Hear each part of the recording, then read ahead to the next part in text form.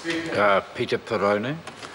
Tēnā koe, Mr. Speaker. I take this call on behalf of New Zealand First.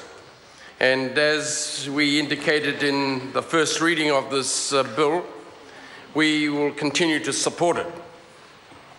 Mr. Speaker, the major change concerns the roles of the commissioners, and the previous speaker has alluded to that. While there will no longer be statute-appointed designated commissioners, there must be a commissioner other than the chief commissioner appointed to lead the work in each of the priority areas. And those areas are disability rights, equal employment opportunities, and race relations. The last speaker made reference for the need to have people with a sense of qualification in those particular areas. And yet we have a race relations commissioner who, my understanding is, her claim to fame was being a world-renowned squash player. But since her appointment, albeit attracting some criticism at the time, I think that she is doing an excellent job, and just proves that anyone who has the commitment to carry out the duties that they are charged with can do an excellent job. Mr. Speaker, the Chief Commissioner is also able to designate a commissioner to lead the work in other priority areas of human rights. After consultation with the Minister of Justice and the other commissioners, New Zealand First does not agree with those parties who have concerns about the loss of statute-designated specialised commissioners.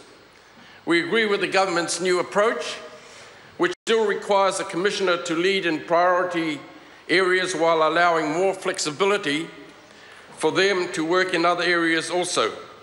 This does not mean any loss of quality or focus in the work of lead commissioners. It's more efficient and more effective use of their time and expertise in our. In respect of new priority areas, the Justice and Electoral Committee has added these words in new section 8, paragraph in brackets 1b, and I quote, "In accordance with the strategic direction and the general nature of activities determined by the Commission under section 7 in brackets 1. Mr. Speaker, this allows the Chief Commissioner to designate new priority areas, but only in accordance with the strategic direction and the general nature of activities as determined jointly by the Commissioners under section 7 paragraph in brackets 1. So Chief Commissioners could only designate new priority areas in accordance with the strategic direction determined by the Commission as a whole. New Zealand First agrees with that approach. It allows for the specialisation needed in the 3 priority areas, but with the limitation that the Commission's strategy be adhered to. An amendment to Clause 11 reinforces one of the functions of the Chief Commissioner being to include allocating spheres of responsibility for priority areas under the strategy. Mr. Speaker, New Zealand First disagrees with those parties over the requirement for the Minister to be consulted over the strategy and priority areas. We believe that there's nothing wrong with that. Consultation is not direction. Commission does not have to do what ministers suggest, but it is appropriate for the Minister to have significant input. However, we are concerned that there is no special priority area for age-related human rights issues. And there are many examples. I sad to report that ageism is rife in New Zealand, and from time to time we hear references made of that very issue here in this House. People are discriminated against on the basis of age right across the employment spectrum. Mr. Speaker, order. This party... Order. Just for a second. I'm sort of reluctant to do this, but we have over the last month or so worked quite hard with members to invite them to deliver and not read their speeches. And I have heard the member before and I know he can, but he's not now. And it would be good, sir, if you could deliver a speech that is not read. Thank you. Thank you, Mr. Speaker. I'm quite happy to give you my notes and to show that I am not reading a speech. With respect, sir. Okay. With just respect. The impression you're giving. Yeah. Mr. Speaker, as I said earlier on, there are many examples about ageism, and that is comments that are made in this House from time to time have certainly been aimed at a particular member. And I should say that that particular member over the last 3 weeks shows just how wrong those people who have criticized him because of his age, just how wrong they have been about his ability to behave in a more, what shall I say, active, younger, I won't say virile, energetic, in a more energetic way than a lot of his colleagues here in the House. But we don't believe that ageism should be ignored, and that should be a particular issue for the commissioners who will be appointed under this piece of legislation, Mr.